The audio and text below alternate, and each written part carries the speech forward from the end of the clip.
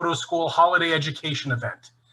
We're finishing off this afternoon again with our great partners from Fujifilm. We've got the team of Michael, Lewis, and Barney online, and our special guest tonight, Brandon Ruffin, street photographer extraordinaire. He's got a great presentation on how to photograph people and strangers and the equipment that he uses and some great images as well. So we're looking forward to that. Before we get started, I just want to remind you all that Samy's Cameras is open. We are practicing all social distancing protocols for in-store shopping. We have touchless curbside pickup available for those who prefer that. And we're always open 24/7 on Samys.com for all your photographic and holiday gift needs. So with that, I will turn it over to the Fujifilm folks and let you guys take it away. Thanks. I guess I will say thank you for taking the time for being here. My name is Barney with Fujifilm. We got our two technical specialists, Michael Bobenko and Louis Navarro. So please feel free to chat in any questions. And I'm sure Brandon will answer any questions that are more specific to him. But again, welcome. And I think you're in for a treat with Brandon. So we'll turn it over to you, Brandon. Brandon, would you like to answer questions at the end, or you prefer pausing between your presentation? Yeah, let's do it at the end, just in case anybody has any questions relevant to you know, maybe a picture they saw or a concept that I talked about. And I'm going to even just set my set a stopwatch now so I can kind of keep up with the time and make sure I leave time for everyone to get some comments in. Excellent. So everybody down below under chat, please, if you have questions, please enter in chat room, and either ourselves will answer the question. If it's pertaining to Brandon, we'll definitely forward those questions to Brandon. It's all yours, Brandon. All yours. Okay, well, thank you everyone for being here. Thank you, Samys. Thank you, Fujifilm, for inviting me to be here. I always love speaking about photography. I think everyone in this room here can account for being a photography fanatic, as we spend our hard-earned cash and money and time on photography equipment, and you know, for the street photographers out there running around in the streets, and the landscape folks out there in the cold winter weather, you know, so we all make our sacrifices for this art that we love. And so I love to talk about it. I love to be talking about it with other photographers and photography fans. So again, I'm very humbled to be here. I'm honored to be here, and hopefully some of the things that I talk about today, you guys can utilize out there as you're taking photographs of people, or even if some of these things relate to other aspects of photography. It's all connected. And so I hope that it can, you know, something that from the day that I say or talk about can be helpful. And that's that. So let's get started. My name is Brandon Ruffin. I am a portrait photographer based out of Oakland, California. I really focus in on taking photographs in sort of a photojournalistic space, where I like to get out into the streets and out in the neighborhoods, out into different towns, and talking to people and sharing human stories. That's a big thing for me. And in turn, I share my story with the people who I talk to photograph, and by giving them my authentic self, I'm hoping I'm going to get something very authentic back from them. I have been taking photographs since 2005, and this year I have the honor of being added to the Fujifilm X-Photographer roster, which was for me a huge accomplishment and a culmination of a lot of hard work and a lot of time, and just being a little bit lucky and in the right place at the right time. So that's a little bit about me. Let's get to the photos. I stole this little piece off of Wikipedia because I thought it really captured, in essence, a very great description of what portraiture is. So a portrait is a painting, a photograph, a sculpture, or other artistic representation of a person in which the face and its expression is predominant. The intent is to display the likeness, personality, and even the mood of the person. For this reason, in photography, a portrait is generally not a snapshot, but a composed image of a person in a still position. A portrait often shows a person looking directly at the painter or photographer in order to most successfully engage the subject with the viewer. Hey, Brandon. Yep. Can I interrupt you for a second? Are you just reading, or is there supposed to be a slide we're supposed to be seeing? There's supposed to be a slide there. You're not seeing anything? No. Can you advance to your next slide? I did. On my screen, it shows it's advanced. Stop your share and restart it. Okay, let me do that now.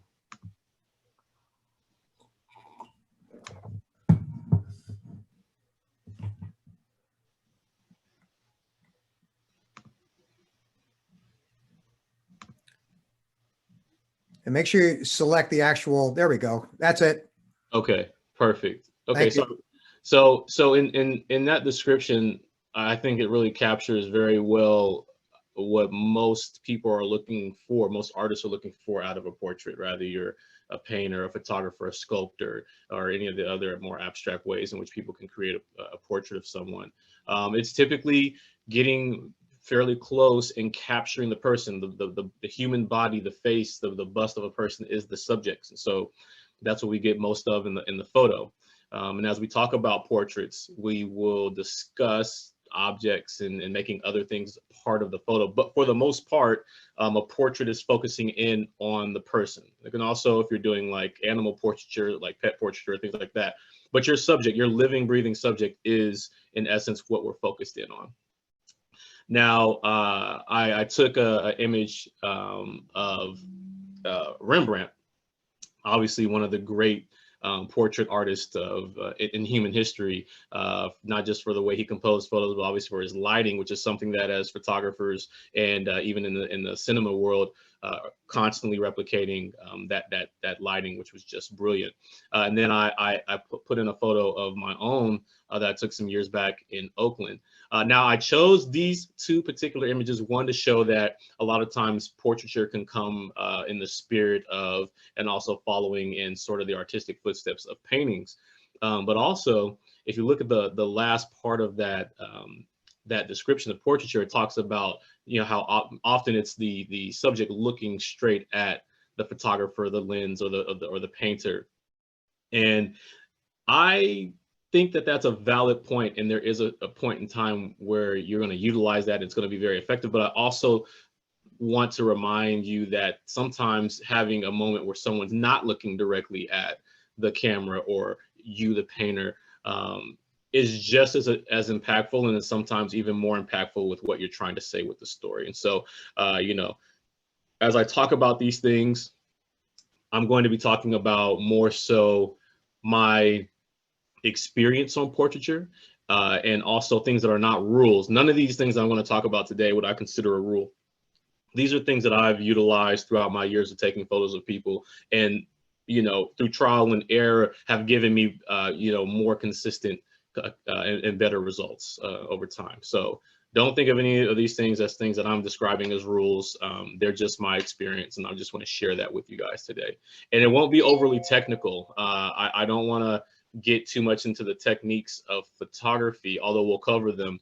I don't want this to become a highly technical talk, but more so things that I've experienced I think will make your work out there more impactful, and also make it easier for you to have more tools in the tool bags that'll make it easier for you to engage with people out on the street.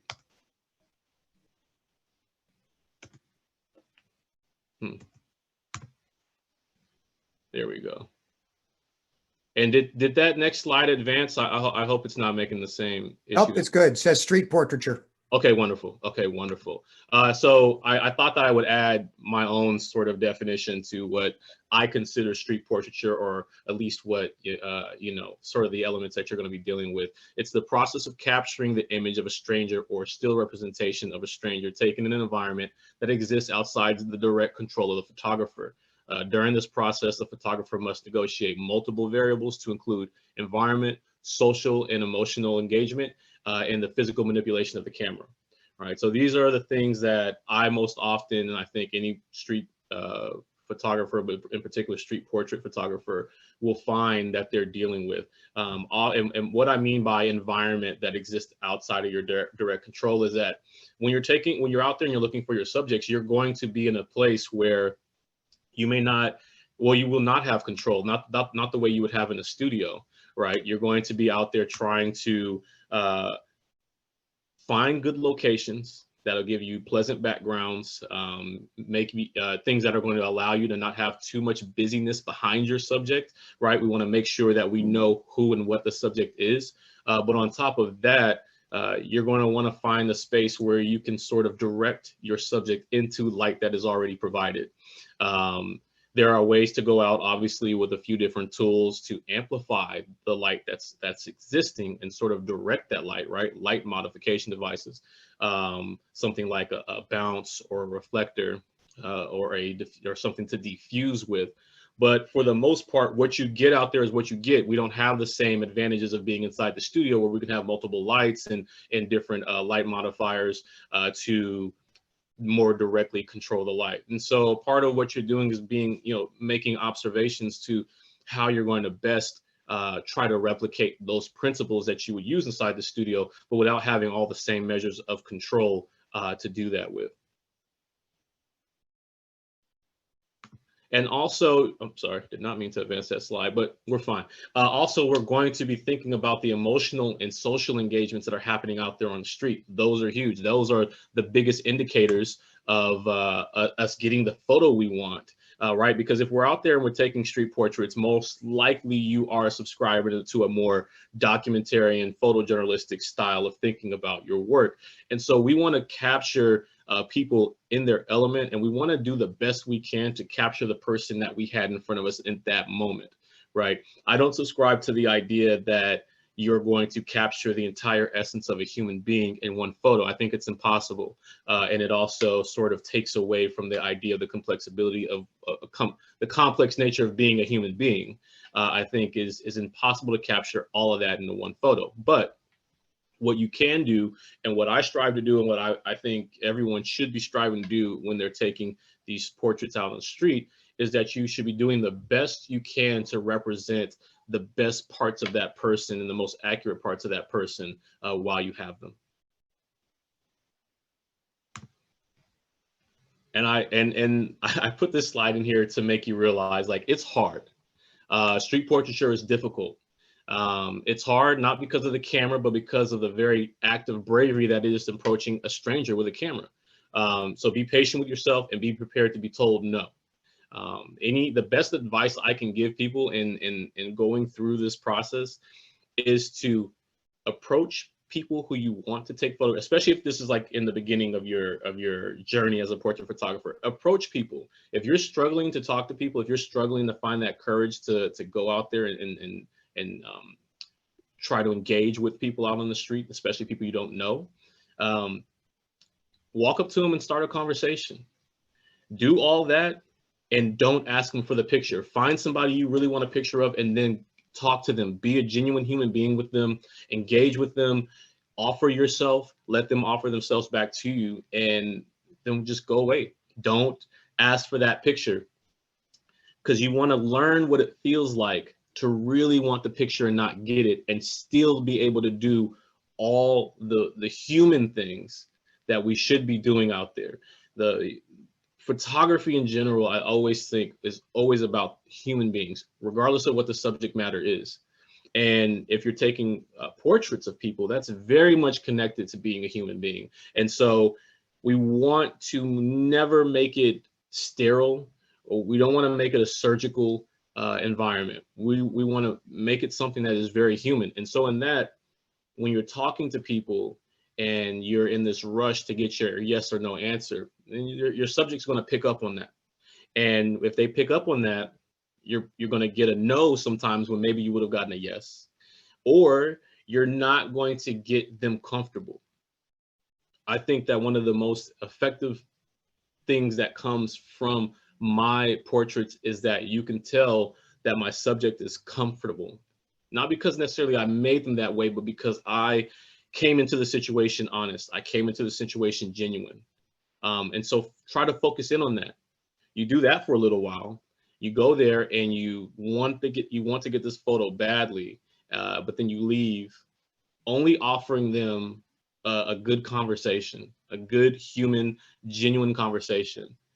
Then when you go back out and you do the same thing and you get told no, you will have effectively already developed all the tools you need to continue on with that conversation, right? You walk up to someone and say, hey, I'm Brandon Ruffin. I'm a street portrait photographer. I'd love to take a portrait of you. Could I? And they say no. Well, I could pack up my bags and walk off to the next person. but that confirms something for my subject. One, that I only wanted one thing from them, which was their photo. I was not genuinely interested in them. And two, that ends the conversation. There is no more chance for them to change their mind, right? That's a huge thing. I have had multiple people. First thing is I've had so many people tell me no. For every photo that you see of mine, I've had at least 5 people tell me no, minimally. I mean, that's a stat that I'm coming up off the top of my head, but on about average, that's about what it is. Then on top of that, there are other photos that you may see where I've gotten a really compelling photo of somebody, but don't think that meant that the interaction started off that way. I've had plenty of people tell me no. And what I still do is I still offer up myself. I still have a good conversation with them. I am still human with them. I connect with them. And you will find in times that connection is really all that was missing in the beginning when you asked for the photo. And so what will happen is that because you continued on with that conversation, because you were able to discover more about your subject, the subject was able to discover more about you, you will find that they may be more open now to taking that photograph. And you can follow up the end of the conversation or the dwindling down of a conversation with maybe asking one more time. But what you'll also find is that when you make that connection with someone and they already know on the front end what you initially started it for. I've had people tell me, hey, didn't you want a picture? Why don't just take a quick one or take one now, or whatever it is. But you will find that when you continue on with genuinely being engaged and interested in the people that you're trying to photograph, that even sometimes when you're told no, that you'll get that photograph. So don't give up. Don't be overbearing. Don't be disrespectful, and don't soak up all of a person's space, right? But be encouraged to know that what this is, the basis of all this, sometimes will result in you getting what you wanted in the first place. Compassion and empathy. When we talk about the skills that you need to develop, or the things that you need to bring to these interactions, I can't think of anything that's more important. Compassion and empathy will surpass your technical skills with the camera, your talent as a photographer. These things will even supersede maybe your natural ability to communicate with people. If you have compassion and you have empathy, you will find yourself in a good space. If you read the slide, I talk about the authenticity that breeds authenticity, right? People are very socially intelligent. And we're around human beings pretty much from the day that we're born. And so we can sense things about people, right? We have the ability to do that. And for the most part, we will get a sense of if someone's really being authentic with us, being genuine. It's a survival mechanism. And I think it's very important to realize that if you're not coming into a situation to really connect with people, they will sense it. There's also, when you talk about compassion and empathy, these are things that are going to guide your ethical and moral compass as a photographer. I speak frequently about photographers who are just going for a sensational photo. They are going for the shock and the awe of a photograph. And when you do that, sometimes you can lose track of, or at least vision of, the humanity of it, right? I really focus in on trying to bring out what is beautiful about my subject, regardless of what they look like physically, what condition they're in, their age, anything, any of the factors that can wear on people sometimes. It doesn't stop them from being beautiful. So part of the job that you're going to be doing is trying to figure out what's your route to unlock the beauty in this person and then capture that. That's a very huge responsibility, but it is the responsibility, I believe, of every photographer especially who's photographing people. We want to make sure to maintain people's honor, their dignity. We always want to make sure to maintain their humanity. We don't have the ability to give or take humanity away from people in the sense that we have ownership of their humanity, but we can create images and create narratives about people that can deny the access to other people who are viewing these people through our lens of this person's humanity. And so I believe that we can always strive to be dignified in our own actions, and through that we will be giving, paying homage constantly to the humanity of a human being and to the dignity of a human being. And this is important because we're creating lines of connectivity. We're helping people get closer to each other without some of the social barriers that can maybe stop that from happening. In one of the workshops I did years ago, I remember someone approaching me. This lady had approached me, and she had told me that the photographs she would see on my site and the stories that I would tell about people really made her question herself and how she dealt with people. Some of these folks she would probably walk right by or be scared to engage with or would never even think to engage with. But through some of the stories, she realized that there was a much more robust narrative about people and that we're not singular beings. And so it made her question, one, why she would look at certain people a certain way. And two, it made her more open to knowing that there was more behind people than just the face value. And so I think that's a very important thing as we look at ourselves as human beings. In this country, we're in a very divided time in our country. We're in a very divided time globally, with conflicts all over the world, and these things aren't new. These are things that we of mankind have dealt with for our entire existence here. And so I believe that anything that we can do to decrease the distance in which we all exist around each other that's a life mission. It's critical, and we have the power to do it. Hey, Brandon. Yep. I'm going to interrupt with one question here because it's relevant to the slide you have up there, and that is the delicacy of photographing children. I think we need to spend some time on how do you handle that? Absolutely. That's a great question, and one I don't mind handling right now. Children, if there is, so children are tricky. I would say more times than not, there's an adult around a child. And if there's not an adult around and it's not other kids around, then you should probably be doing your job as the adult around to try to figure out, okay, where does this kid belong? Now, in saying that, you should always be asking permission from two people in particular, or two groups of people: the parents or parent of that kid, the guardian of that kid. So whoever is like, if it's an older brother or an older cousin, whoever is in charge of that kid, especially when you're talking about younger kids.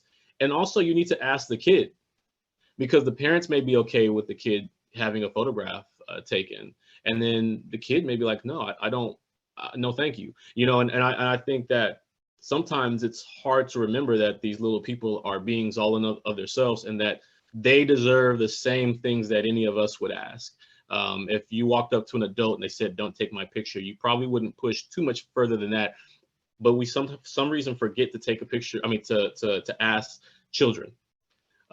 They live, they breathe, they think, they have wants, desires. All these things are inside of them, just the way they were inside of us. So there is a very delicate nature to that. But I say it's usually the most appropriate and best to start with the parents, or again, whoever is the guardian of that child. Now, say you come across a group of kids out and about. Maybe a little bit older, and they are doing something, or there's something about this group of kids that makes you want to photograph them. I would say go talk to them, get the photograph. If you can get a number for a parent or a contact for a parent, especially if you want to print the work or you want to post the work, do your due diligence, right? Do your best to get in contact with who is guarding this child, who is taking care of this child.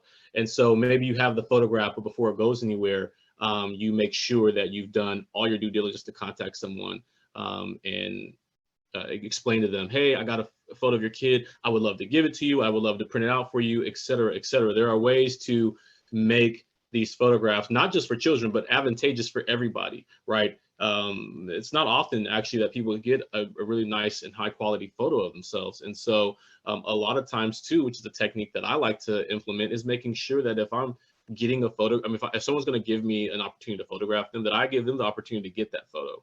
And rather I email it, or in certain cases where some people don't have email, you don't know how far it goes when you're dealing with someone maybe living out on the streets, that you photograph them and take them a print. take them a little small print or something of that nature.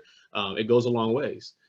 So yeah, when it comes to kids, I would say do your due diligence, be respectful, and give them all the same things that you would want for your child, for your little sister, little brother, what you would want for yourself as a child. Give to them. Best case scenario though is start with the parents, because not too often are kids just wandering around today. Hopefully that answers the question. Thank you, sir. Perfect. Photography principles. So this is probably as technical as I will get in this particular talk. Is that we all know what the photography principles are. If you don't, it's always nice to look them up and study them, and different people will describe these things with different words, but for the most part they're all meaning the same thing. And I think the basis of it is color, light, and composition, right? But for this we have light and shadow, so exposure, rhythm. When we talk about rhythm in a photo, I describe it's like music. The rhythm is everything combined. It's the color, it's the light, it's the composition, it's the balance of the photo, all the things that are existing inside the photo. They create a rhythm.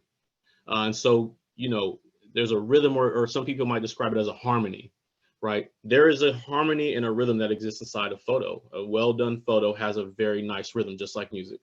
And so when you're looking at your scene, when you're composing an image, think about how the image feels. Is it harmonic? And that doesn't mean it's a pleasant photo as far as everything happening inside of it is this picture perfect thing. What it means is that there are elements that are existing and cohabitating with each other inside of this frame that make the picture make sense to the human brain. Color. Color can be used to tell the story, right? There are certain colors that are going to engage with the brain in a certain way. It's going to make you feel something and feel different things. And there's also harmonies inside color, right? If you guys are familiar with the color wheel, there are certain colors that go well together. There's certain patterns of colors that go well together. And so try to look at that. Even in this photo here, this was actually taken, this is film, this is taken with Portraiture 160. But the colors rendered very pleasant. And in this photo, I tried to think about, there are other photos around my subject when I shot this photo, but I tried to keep the frame as tight enough where I could only allow the viewer to see the colors that I wanted them to see, to keep a certain harmony inside the photo. And in doing that, these colors can tell the story. And color also plays into a lot of different things, like exposure. It impacts the rhythm of the photo. It impacts the balance and the composition of the photo. Balance, the viewer will feel it. I say that because when we're taking a photo of anything, we should be looking at balance. It's one of the most basic design principles, right? If you guys, anyone who designs websites or graphic design, or you make anything that's made, we want balance in it. And balance doesn't mean perfectly symmetrical, but what balance means is that the weight of the image feels right. If you look at the image, even on this slide, there's a certain weight to it. And if you were like, the way that balance was described to me in my very early days of being a graphic designer when I was in college, was if you were to take an image, what you designed, what you photographed, what you painted, and you were to put it on a flat plane and make it into a piece of paper, and you put a pin underneath that paper right in the middle, would it fall? Where would it fall off at? Or would it fall? Would it balance itself out? And so anytime I take a picture, anytime I was designing something, I would think about that in my head. Is the image I created balanced? If I took this thing and put it on a flat plane and try to balance it on a pin, where would it start to fall? And how can I correct that? Emphasis, what and who's the subject? In portraiture, this is really important because you don't want to take an image, it's supposed to be of a person and capturing the likeness of a person, and have so many other things going on in the photo that we can't quantify necessarily who is the subject that we're looking at. That would be a very poorly designed portrait. And so as we talk about emphasis as well, one of the ways to solve that very easily with portraiture is, one, to simplify your background, or two, which is something I like to utilize, is getting close to the subject. It creates intimacy. I like to be close to the people I'm photographing, and I like to bring the viewer close to the people I'm photographing. And so in that, it's very difficult in my photos to not know who the subject is. There are other forms of portraiture, especially as you start to go with different focal lengths or you are creating or designing different images, especially when you're in studio. But there are ways where you can have multiple things going on, but you can still always find a way to carve out your subject and all of that. Unity, the relationships happening inside the frame. This goes back into how we're composing our photos. Is there unity inside this? What's happening in the photo? How are the elements of the photo interacting with one another? And what is that telling us? How is that making our story a more fulfilling, a clearer, and more engaging story? And then movement.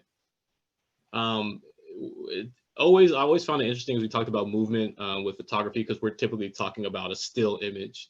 And even more literal, right? You can, if you're doing street photography or landscape photography, you can capture movement with changing shutter speeds and things like that. But literally, movement can come from an image where everything is static. The movement is more about how is your eye moving around the photo? How have we designed this frame for the viewer to start to move down this visual highway? Right. And this, again, all plays back into composition. This plays back into balance. And if we look at light and color and the emphasis, right, we are designing a sort of highway for our viewer to travel down. And so we always want to remember that. What kind of movement exists inside this photo? And, here's a couple different portraits taken of folks in different spaces. But there is a bit of all those elements we just talked about in each of these, where the frame is designed a certain way, the balance of the photo fits a certain way, the distance between the subject is a certain way. These are all done on purpose. And so when you're creating your image, do it with intent. Be saying something as you're using those elements. All those elements are being used to say something. And for me, as I go through my images and as I start to edit them, I may crop a little bit. I may play with the orientation that's a little bit different than what I necessarily captured right then. But again, those are only things that I'm using to, again, try to tell a more impactful story, maybe make my story clearer or strengthen those elements that we just talked about to accomplish the strengthening of the story. Now, these are the important principles, I think, when it comes to our photography as it relates to people. The human principles: love, compassion, empathy, authenticity, right? Those are the things that we talked about before. We want to put love into our craft, and we want to love the people that we are putting that energy into, right? And so we still can use all those principles to have the authenticity, to have the empathy, right? If you look at these subjects here, I can tell you right now, the conversations I had with all three of these people, they were not in the best places that they had been in their lives. But there was still a way to photograph them and have dignity, and to allow for their dignity, their humanity, to show them to be beautiful. And that's just paying attention. When people talk to you, don't tune them out until they say, okay, you can take my picture now. Listen to what they're telling you, listen to who they are, and in that you will find what you're looking for in really representing them well. Making someone beautiful is not you going into Photoshop and taking out their wrinkles and the dark circles under their eyes or all, any of that stuff. On the industry standard wise, as far as like model photography and fashion photography, yeah, you're talking about a whole different thing. But you don't have to do all that to make someone beautiful. Making someone beautiful in your image is just trying to represent them in a way that captures that light inside of them. Even if they don't have much of that light left, it's there somewhere. And I believe it's the job of a portrait photographer to find that. And even in your studio work, if you can find that, if you can engage with those things, if you use the principles that we've talked about, you will get a better photo out of your model, out of your subject, your actor, whoever it is that you're photographing. But on the street, it's essential. Because again, we want to take good pictures of people, not for the shock and awe value of the photo. There may be shock and awe there, but that's not what we're there to focus on. We're there to focus on the human being. And you know, I don't want to say that you have to love every person that you photograph. I mean, depending on where you're at or what kind of assignments you're getting or what you're, you know, who you're coming in contact with, there may not be something there for you to love in that person, but you can pour love into the photo, if that makes sense. Connectivity is huge. Finding a way to relate to your subject is crucial. I'm continually observing a subject to see what interests may be right in front of my own eyes. Sports teams, tattoos, a pet, anything. Find something to relate effectively. You are searching for an icebreaker. I think everyone in the room knows what the icebreaker is, right? It's when we come across a new person or we're in maybe a situation that it's not flowing, and we have that one thing that helps us all drop our guard. A joke, you know, effectively it's asking about the weather, right? Something that is not of the most importance, but is going to help us all bring our levels back down and just be two human beings. Connectivity is key. If you cannot connect with your subject, you're not going to get a photo. You're not going to get a compelling photo out of them. So be searching for that. If you see someone out on the street you want to photograph, look at what they're wearing. Maybe you guys have a favorite sports team. Maybe you guys have opposing. Maybe your teams that a team you like and a team they like are rivals. With this gentleman here, a story about him was, this is Thanksgiving Day, Skid Row 2018. And you know, this guy was on the nod. He had told me he had just done some heroin, and I immediately gravitated to his tattoos. I have lots of tattoos. I love tattoos. I think that the walking story that is a tattoo is just interesting to me. And so I related to him on tattoos. I didn't know anything about him, but I just started talking. I asked him when he got his first tattoo. And I told him about when I got my first tattoo. And then we started talking about tattoos, and the conversation spread from there. But in that, I was able to get him alert, right? This is this guy looks alert and up and ready to go. Well, that is the exact opposite of what I experienced with him for 90% of my interaction. But for this 10% that we were talking about things that were interesting to him, and we started talking about his life, you know, he had some issues back in his day with being involved with gangs and a few other things. But we were able to talk about things that were interesting to him, and we were able to talk about him, and he was important. And I was actively listening. I didn't tune him out. I didn't rush to, you know, the punchline. Hey, can I take your picture? I let him talk, and I talked with him, and I shared with him my stories, and we connected as two human beings.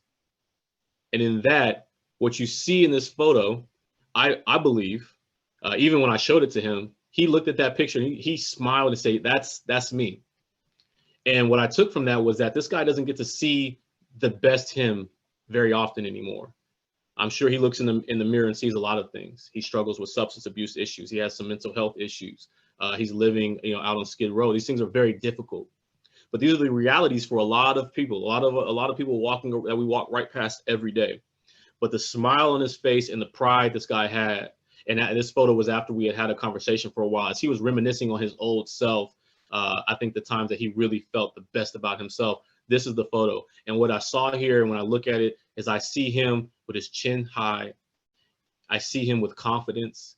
I see, you can almost kind of see a bit of a smirk in his face. Like he's finding himself again, even if it's just for a moment. And I think that's one of the powerful things about photography, and the powerful things about us seeing images of other people and images of ourselves. But this all started off a conversation about tattoos. Your icebreaker or the thing that you connect with can be anything.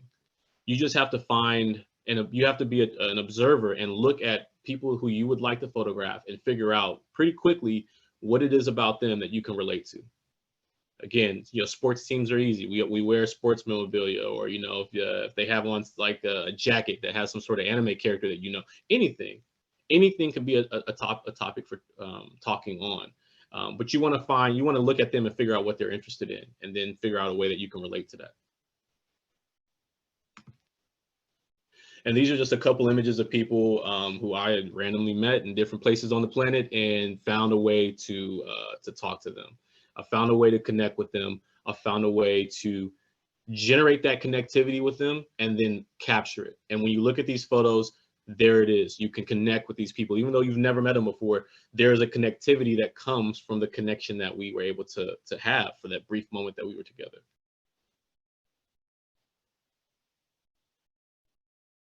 I don't talk about this any other place in the slide, but if you guys look at the slide to the right, where this woman has on a yellow wrap on her head, and the pillar behind her is yellow, and then she has on yellow gold.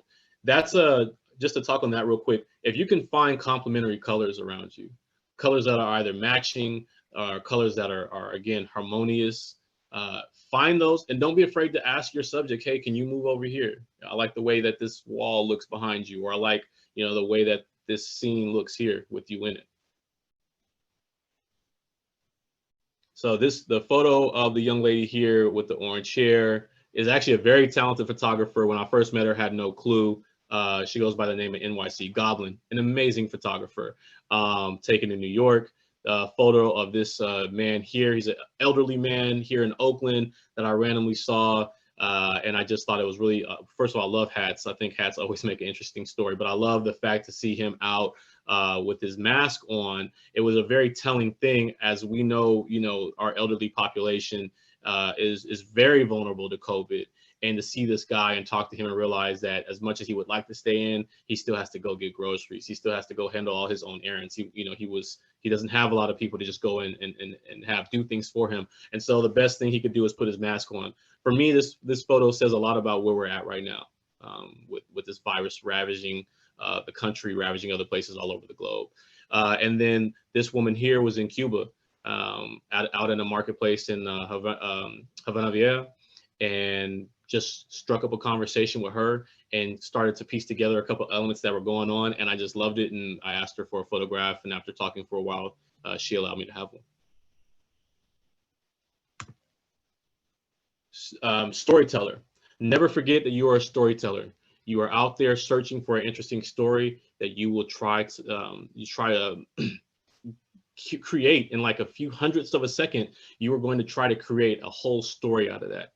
So think about the elements around your subject and the elements on your subject: scars, clothing, objects, like instruments, clothing items. Again, can go back to what we talked about with like a sports team, or something that kind of points towards maybe an occupation that they're in.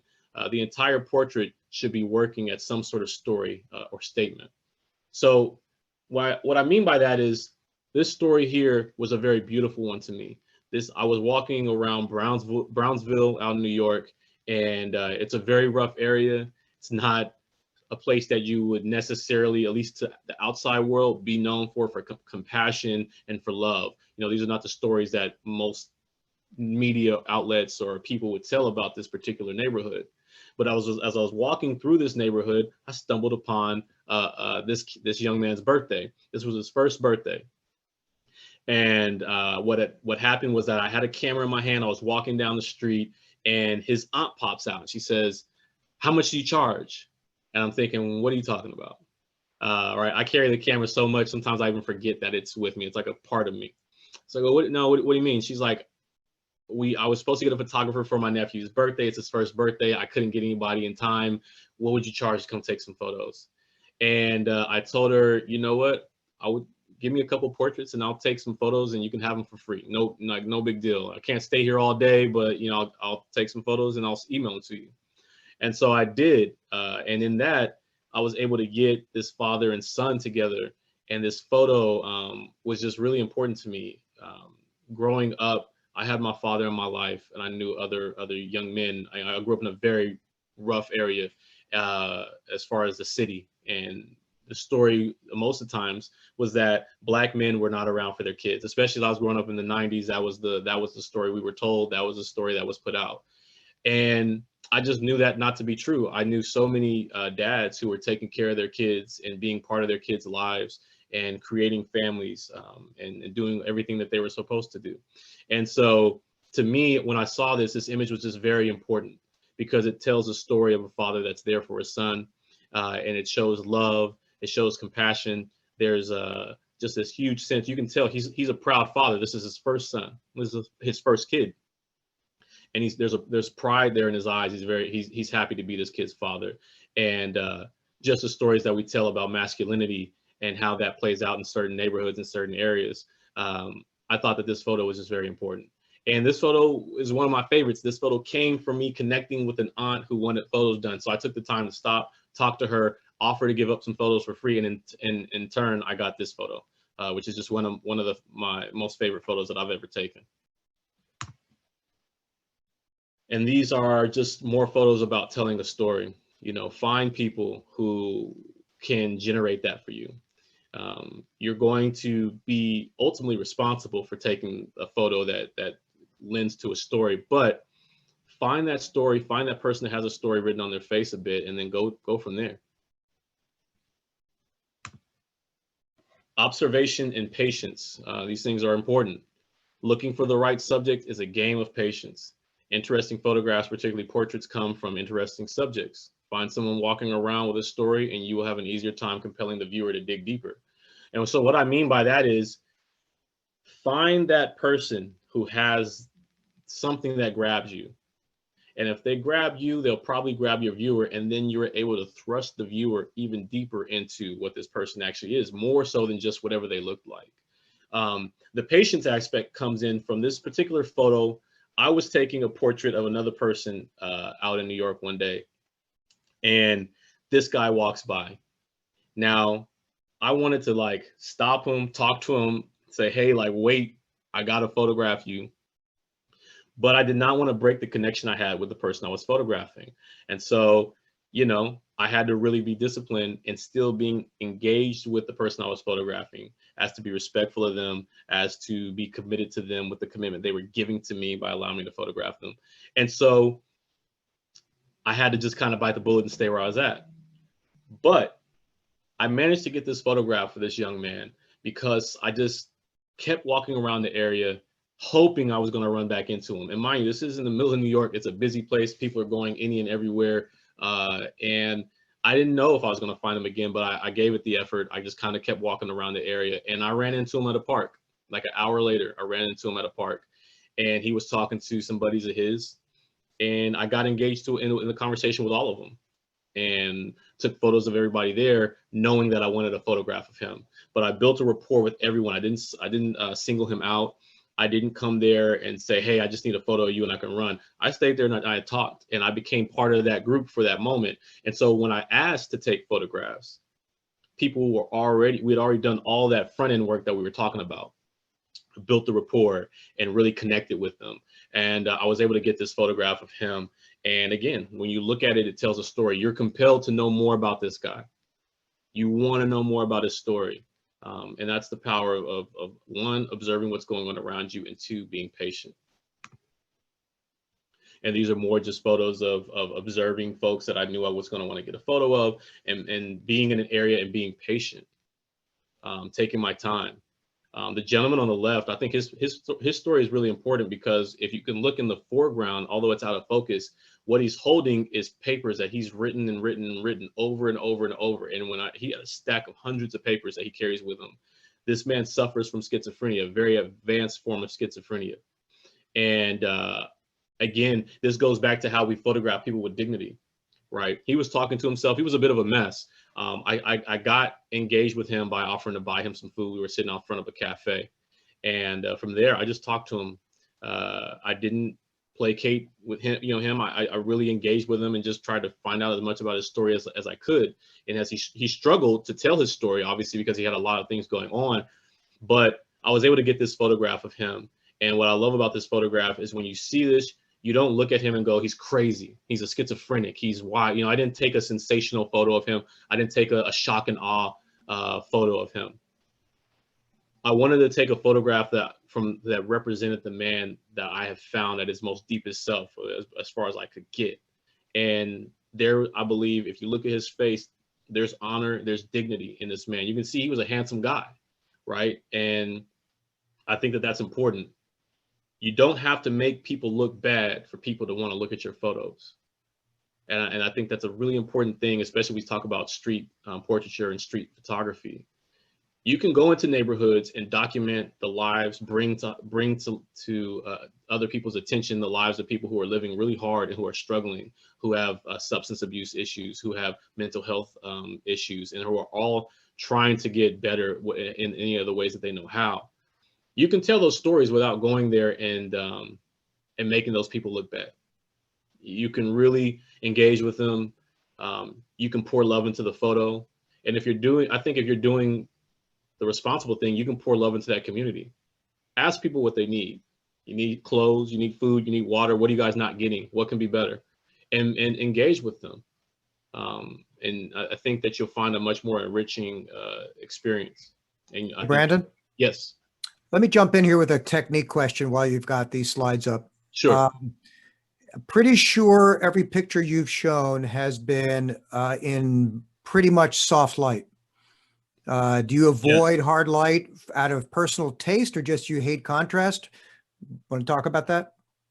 So my particular taste when it comes to street portraits is that it's very hard to control light getting into the eyes. And so when you have hard light, it makes that problem even more difficult. And I think it's very important to engage with the subject's eyes. Now, later on in the slide, I do have some photos that are a little bit more contrasty, but you know, just like when you're in the studio, there's so many things that you have to do when you're using hard shadows to make sure that you're still getting a nice soft light that creates gentle transitions throughout skin tones and the complexion of a person. So I usually look for a way to get out of hard light. Some of these photos are taken in the middle of the day, but what I'll do is find a place where I can get to where I have a little bit of cover, or I'll even use, I have one of those like 3-in-1 little circular modifiers where there's a reflector on one side, or gold reflector on one side, a diffuser in the middle, and like a silver reflector on the other. And so if I can't find something to sort of soften the light, I'll actually hold a diffuser in the over the area where the sun is coming or the most harsh light is coming in at, to just break that light apart a little bit and create a softer light. Can I follow that up with another technique question? Sure. This was actually somebody asked about it. So do you tend to poach at certain locations that you've become familiar with, or are you just walking up and down all the time? It's interesting. It just depends on my mood. There are go-to locations that I like to be at, because I think when I go there, I'm going to get like a really diverse group of folks in certain communities. But also, I mean, if I don't have a lot of time and I want to come in contact with the most diverse group of people I can, I usually go into a downtown area. So for me, downtown Oakland, or I'll go to downtown LA or downtown San Francisco. Almost any downtown area you go, in most major cities, you're going to get just a little bit of everything and everybody. And so for me, that's usually pretty fun. But I do have my go-to places that I like to get out to. And one of the things for me is that I've photographed in Oakland long enough to be able to go to certain places and know that I'll run back into people. And so I can kind of check in on folks and see how they're doing, see what they need, or just to see a familiar face.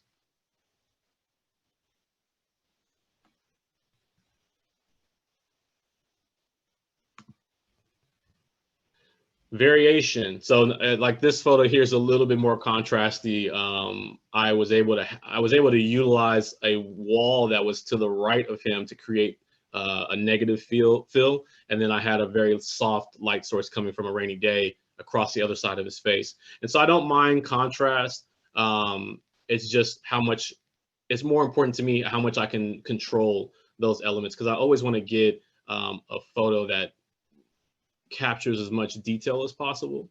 And sometimes when you're in contrastier environments, you can maybe lose some of that detail. So that's just a personal preference of mine. So once you've done the hard work of gaining the trust of your subject and breaking down all the social barriers, make sure to get your photo and make sure to get it right. You did the work, don't let it be for nothing. What do I mean by this statement? This is all taken on the same exact day with the same lens, same camera, same subject, same moment. When I first started taking street portraits, I would be nervous like anyone else. And I would finally get to the point where I could take their picture, and I would just take the picture and I would go. For me, it was just the actual act of getting the photo. But what I would go back and do later was review the photos, and like the eyes would be out of focus unintentionally, or the composition wasn't very good, or I was too far away and so I didn't get as much detail in the photo as I wanted, or just that it was lackluster. It could have been better. I was so tied into getting the photo that I didn't think about getting variations of the photo. So I go back.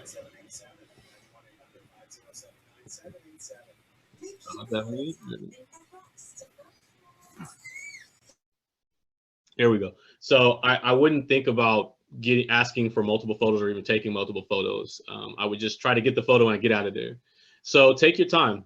Once you have the subject, you have them. Be respectful of their time. Don't keep them there for 30, 40 minutes of just the photo aspect of it. If they want to talk to you for 30, 40 minutes, that's great.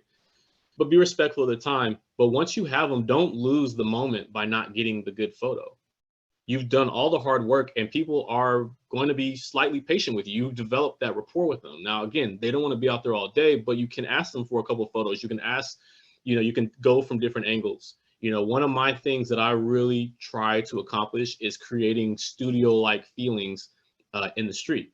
So lighting, composition, a feel, the emotion. You can direct people. You can ask them. You can place them in certain spots as far as emotionally or psychologically. You can talk to them and kind of have an idea of where maybe there's some breadcrumbs you want to lead them down a path of. Now, where they end up, you can't control that, but you can be active in creating the photo and creating this image. So, like I said, just in this particular image, and these are just a couple, but I took a few different shots of this young man. And they came out this way, but this was a guy I just saw at a restaurant. I saw him outside at a restaurant I was getting food at, and I took these photos. So it's not a plan. This was not a stage or planned shoot. I did not know him before taking these photos, but I took my time. Once I got to know him and once we talked, I took my time and I got the photos that I needed. Hey, Brandon, I know you, I interrupted twice, but we're an hour in. Do you, how many more slides do you have? I just have, this is the last little bit. It'll take like less than 2 minutes. Okay, cool. Perfect. This one is image matters. The lives of these people you photograph matter. Never take for granted the power of a photograph and what it can mean. What I mean by this is that these people have stories that are sometimes very grueling and brutal and hard to hear, but they're important. I'll kind of go through these a little quick. Atsed is a domestic violence survivor from Ethiopia. And I happened to find out her story from a lady I knew who was her sponsor here in America. And Atsed had left her husband who had been abusive, and he had taken her kid. And when he ran back into her, he threw acid into her face, causing this massive amount of damage, almost killing her. And this image of Atsed, again, I tried to find the best ways to represent her beauty, because when you meet her, there's just this certain like peacefulness, internal beauty, and this confidence that's infectious about her. And you can't help but feel good around this woman. And so I wanted to make an image that felt like that. And with everything that she's been through and that she's still going through, she's a very inspiring person. And this image made it all the way back to Ethiopia, and her ex-husband, who is actually a federal police officer in Ethiopia and who had kind of gotten away with this, this image and the series of images actually got a lot of people interested again in what was going on, and they started looking into that investigation again. This gentleman is Ken. I met Ken while doing a workshop in San Francisco. We just started talking. We started talking about beards. He has one, I have one, and we both were admiring each other's beards, and that was my end. And I started talking to Ken. Ken was he trains professional athletes. He was a martial artist, a really amazing and just gentle, kind guy. And Ken and I had plans to get together and do some photos of him doing some martial arts to advertise to his clients. It never happened. Weeks before we were supposed to get together, Ken was in a car accident and killed instantly. And I never knew what happened until some of his some of the folks who had saw this photo had started reaching out to me to get this photo, and they explained to me what had happened. And to them, this photo and a couple other photos I took them are very important because they felt like it represented Ken really well, and some of the last photos of Ken that they have. And this photo is Brittany. This is my younger sister. She passed away in August of breast cancer. And this photo is one of my most precious possessions. And it meant something when I took it. It was a nice portrait when I took it. But after she passed, this photo became one of the most important photographs I'd ever taken. it will be one of the most important photographs I ever take. This was actually a little bit after she was growing her hair back out after chemo, and she just looked so beautiful to me. And this image was very much a reflection of just who she was. Very strong, very beautiful, a kind person, a powerful presence. And these photos mean something. They may just seem like a photo at the time, but none of us are here forever, and we leave behind loved ones, we leave behind legacies, we leave behind stories. And so when you take these photographs, realize that you are taking a snapshot of somebody's life, and that the photo can mean the world.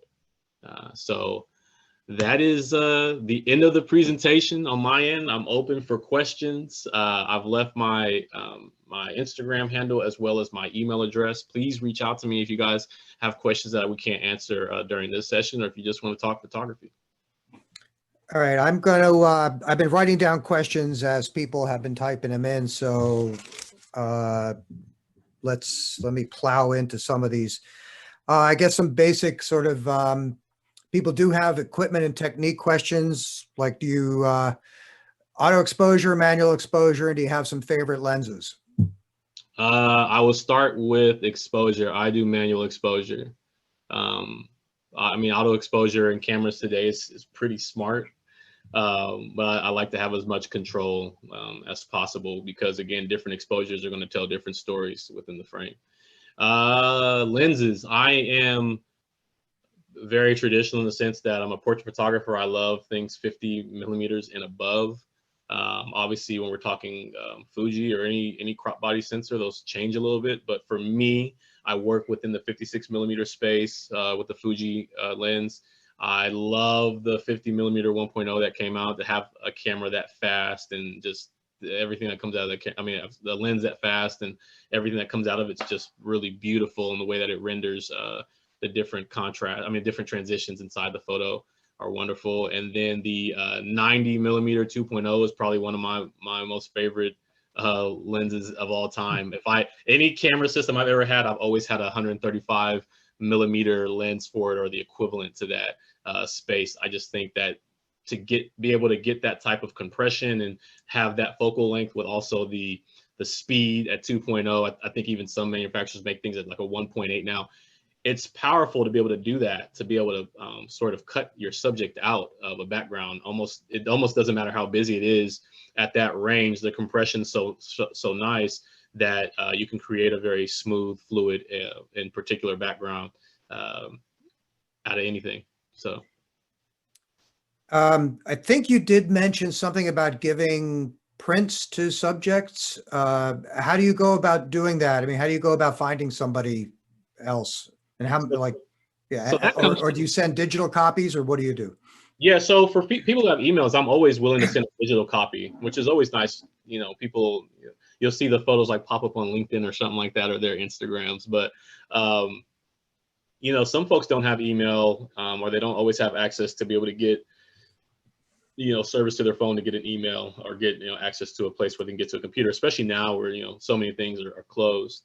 And so one thing that can really make someone's memory of being photographed by you stand out is get the photo printed and go back to that neighborhood and try to find them, or ask them when you take the photo, hey, how can I find you again? They'll tell you, I'm usually hanging out at X, Y, and Z, or I have a place over here at this hotel for a little bit, whatever it is.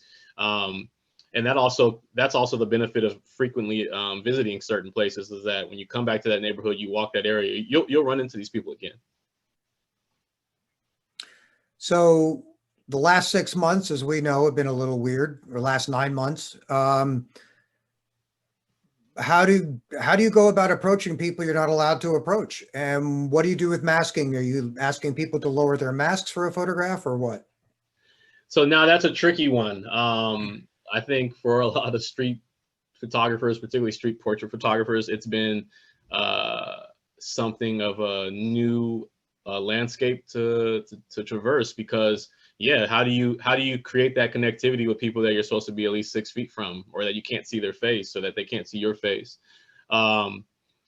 for me, it's been the times that I go out, I always have a mask on, and I go out a very limited amount these days. I have a newborn, so, you know, I'm very particular about making sure that I don't put, you know, anyone in my household at risk. But also, yeah, it changes things a bit. You can go out and talk to people. I've gone out and talked to people and have stayed my distance. They stay their distance.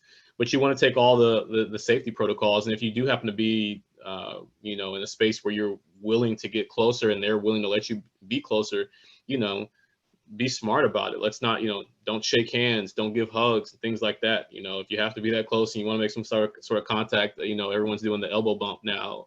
But just being cognizant of what you're doing, being respectful of what you're doing, and also realizing that if you are out in the street and you're photographing folks who are struggling, like they may not be, if they were to get something from you, they may not have all the resources to get better from it. And so you really need to be cognizant of what you're doing and be smart about it. And this also comes into when you talk about using longer focal lengths.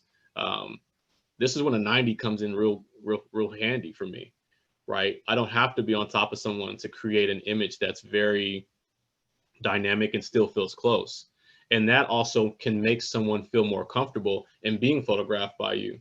In regards to the mask, I think that some of the images are great to get the photo with the mask still, right? That's telling the story of what's happening today, right now.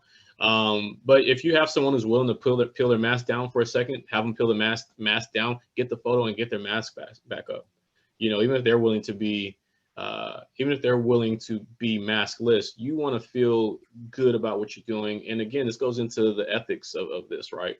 Are you being responsible? Are you putting people at risk? And what type of things are you doing to keep people safe? Did have one interesting question here is, we talked about you shooting in soft light, which I think has a lot to do with this, but anything you want to say about managing skin tones to get them nice and smooth and pretty looking? Practice makes perfect. You know, it took me a long time of playing with color to find the tonality that I enjoy working within. But it's a journey that I think everyone is going to have to go through individually. The harder the light is, obviously the more extremes you're going to have with transitions, right? So when you work in soft light, that's why we put these big soft boxes in front of people and big beauty dishes in front of people on film sets and inside the studio. We want to create this, large light sources that are breaking up the light in a very pleasant way. And so when we're out and we can find softer light sources out in the streets, it's going to do the same thing. It's going to create a more pleasant tonality to the skin tones. But I would say study your color, and think about one concept of the way color works is not going to work on every skin tone. It's not going to work. You can't say that this works the best for any group of people because there's so much range in skin from all of us. And you have to just kind of be patient and play around. I would say the best thing is experimentation. See what works, see what looks the best, see what makes that person look their best. There was something you mentioned at one point. You said the word assignments. And are you talking about street photography or as assignments, or are you talking about using street photography to help you with assignments? More so the latter, using these things that we're talking about to help you when you're on assignment. Because the reality is that if you are on assignment as a photojournalist taking portraits, you're going to be coming across the same thing. You're going to have a limited window of time. You're going to be probably dealing with someone you don't know anything about. Or not that you don't know anything about. If it's an assignment, you know something about them, but that you don't know personally. And you're going to have to have that icebreaker, and you're going to have to get connected with that person to be able to get the best photograph that you can from them with, again, not a lot of time. So there's a lot of things I found very similar when it comes to taking on assignments and how I've been able to utilize the things I've learned in street photography while on assignment. Where did you come to, how did you get into photography? Oh man, I got in, before photography, I was a graffiti artist. I did a lot of graffiti where I was at, and I had always been an artist. I painted when I was a kid, and I did charcoal work and ink drawings, and I was into comic books and all that type, things like that. So I would just make, come up with stuff that were more sci-fi based. I got into graffiti art for a long time, and I just my parents gave me a little easy share Kodak point and shoot camera while I was in college, and I just started taking photos of my friends and what was going on around us at the time. And I just caught the bug. There's no other way to explain it. There was something about photographing and documenting people's lives that was cool to me. And as I got older and it became more mature, with my understanding of life and my understanding of art, it just seemed to make sense. It seemed to be the way I was most impactful and the most, it actually gave me the most flexibility to tell stories that I wanted to tell. And I like people, so it gave me an opportunity to really interact with people, because so many other times the other types of art that you're doing can be very solo ventures. We probably need to wrap up. It's 4:15. Some people have asked about the presentation. We're not recording it. Samy's is. Samy's is popping back on there. Yep. David, we will be sending an email out with the link for the video once we get it all edited and cleaned up in a couple of days. So once the event is over, you'll be getting one more thank you email from us and the links to the various classes that we've been presenting. All right. Well, thanks much, Brandon. Awesome. Thank you guys for having me. Thank you for everybody for attending.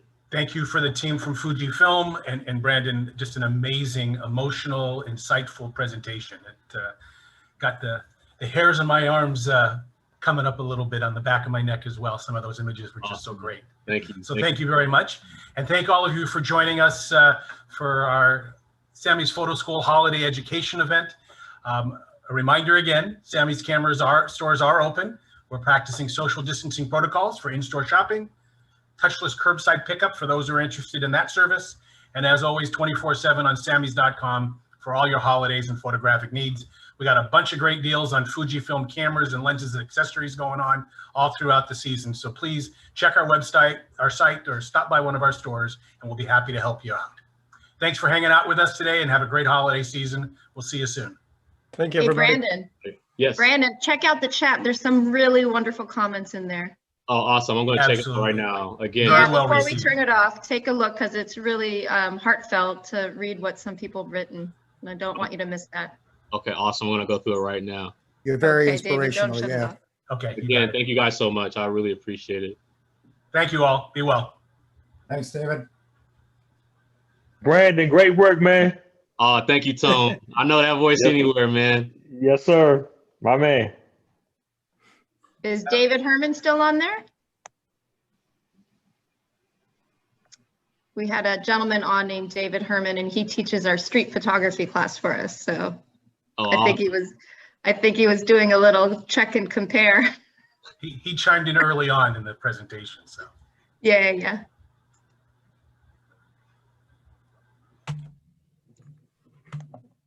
Loved every image, Brandon. That was so touching, emotional.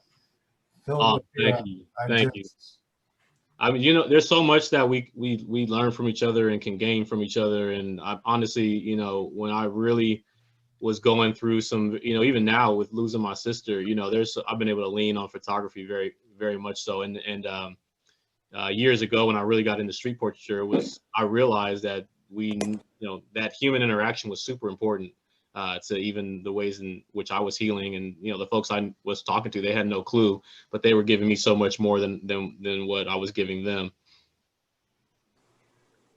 Yeah, it shows in your work. It's just, you really look deep. Almost made me want to cry a few times. The thing is too, it shows you how to be, because sometimes we're out there and we're photographing people who don't have much. And it really makes you check yourself as we start complaining about things, even really huge things. Where I grew up, I've lost a lot of people, just kind of the nature of where I was from. And even in losing my sister, you can start to feel like it's raining on you, so to say, right? But then when you talk to other people, you realize that you're experiencing things that other people are, and you're not alone. And that feeling of not being alone can be so huge in your healing, you know, you give yourself space to heal through that. But when you feel like you're on an island, it can just really be detrimental to your health, you know. Hey, Brandon, when the big fires were going up there in Northern California, did you go out into the streets during that period and use that as a backdrop? I did, and I actually covered a few assignments here in the Bay Area for a couple of news places, and it was interesting, the tonality, like the tone of it. You could just, there was fire. You could tell, you know, that even without editing the photo at all, just the orange sky, you know. There was one morning where we all woke up, the sun didn't come out. I mean, it stayed dark all day, and it was, it looked like something out of Blade Runner. I remember sending a friend a text on the East Coast and saying, it's like Blade Runner out here, you know, and I showed him a picture from in front of my house. And then I showed him I took a screenshot of a picture from a still from the movie. And it was just incredible to see.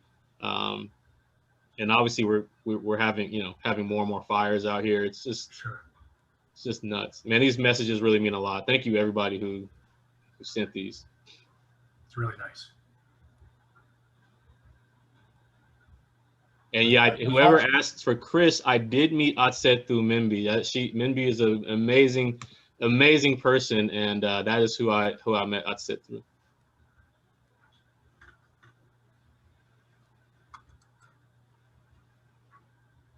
Can you save the chat? Yeah, I was trying to see. I think I can actually. Hold on. Oh no, I don't know. That would be to add a file. Let's see. Yeah, save chat. I've got it here. Oh yeah, I see it too. I'm chat save, show info. Okay, wonderful. I have it. Okay, thank you. So I'm gonna go through all that, and then yeah, anybody who has questions I couldn't answer, please feel free to email me. I left my email there. So Awesome. Thank you. This was so special. It's really, Very really much so. wonderful. again, really humbled and just honored you guys. Thank you for having me. Fuji, always a pleasure. You guys are family, and Sammy, you guys are family now too. So thank you. We Aw. appreciate that. Thank you. Hey, be safe out there, okay? Definitely. Proud to have you as an extra photographer, Brandon. Oh man, I never thought that would happen. It's been crazy to see where, if you would ask me, 10 years ago, or even ask the kid self of me, like if I was to be able to be a professional artist, I would never have imagined photography. It would have been something else, the other things I was working in. So, it's being open to just moving forward, trying to do good work and moving forward. Yep, comes from the heart, you can tell. Absolutely, absolutely. All right, guys. Well, happy holidays to everyone. Be well. Everyone, Take care, Brandon. Thank We'll you talk again. soon. Bye. Absolutely. Thanks, guys. Bye-bye. Take care.